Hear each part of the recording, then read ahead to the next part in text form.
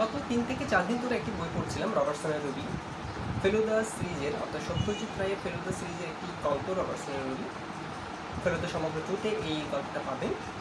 তো গল্পটা পড়ে অনেক উপভোগ করলাম, অর্থাৎ ফেলুদার অ্যাডভেঞ্চারগুলো খুব উপভোগ করলাম।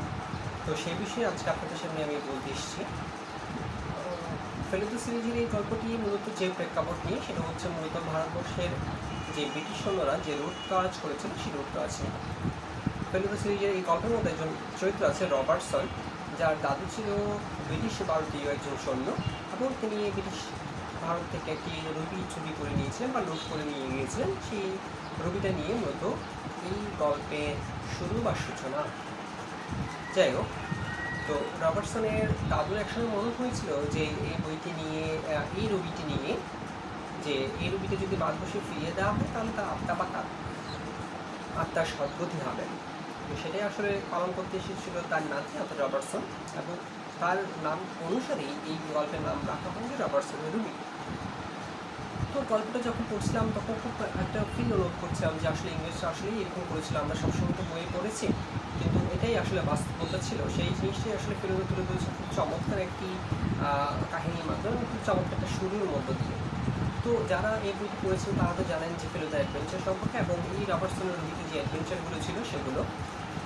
এবং এই বইয়ে আরও কিছু দিক ছিল, যেমন প্রতিহিংসা পরায়ণতা এবং প্রতিশোধ পরায়ণতা, অর্থাৎ প্রতিশোধ নেওয়ার যেই আকুতি মানুষের মধ্যে কাজ করে, বা প্রতিশোধ নেওয়ার যেই একটা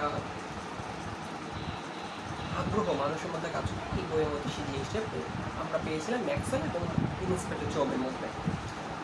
তো আসলে আমি মূল জিনিসটা নিয়ে আলোচনা করছি, যে জিনিসটা আসলে আমি নিজে উপভোগ করেছিলাম, নিজে অ্যাডভেঞ্চার প্রিয় মানুষ যেহেতু, সেই জন্য অ্যাডভেঞ্চার নিয়ে আপনার সাথে কথা বলছি।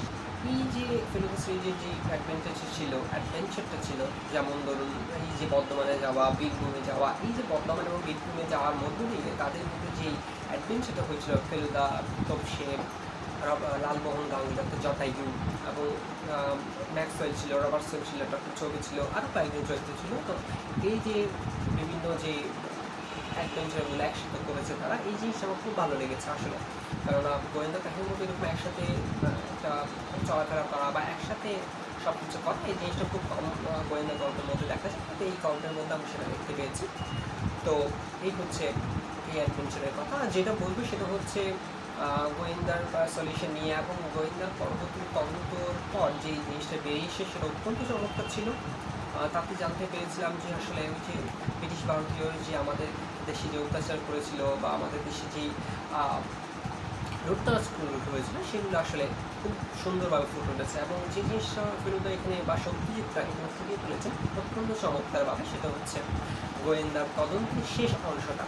অর্থাৎ শেষ অংশটা খুব নাটকীয় ছিল। যারা পড়েছেন তারা জানেন, আর যারা পড়েনি আমি বলবো তারা অবশ্যই এই বইটি পড়ুন, কারণ এই বইটার মধ্যে অ্যাডভেঞ্চার এবং গোয়েন্দা গল্পের যে চমৎকার কনভিকশন হয়েছে, সে কনভিকশনটা খুব কম সংখ্যক গল্পের মধ্যে পাওয়া যায়। ফেলুদার গল্পের মধ্যে আমি বলছি এই জিনিসটাই। এছাড়াও আসলে আর যে জিনিসটা ফুটে উঠেছে সেটা হচ্ছে ভারতবর্ষের বিভিন্ন কুসংস্কার এবং ভারতবর্ষের বিভিন্ন দিকগুলো নিয়ে। আজকে এতটুকুই।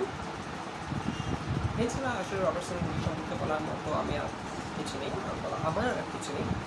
আপনারা সবাই জানাবেন কমেন্ট সেকশনে আপনাদের অনুভূতি বা আপনাদের কোনো মন্তব্য থাকে, সেটা অবশ্যই আপনাকে কমেন্ট সেকশনে জানাবেন।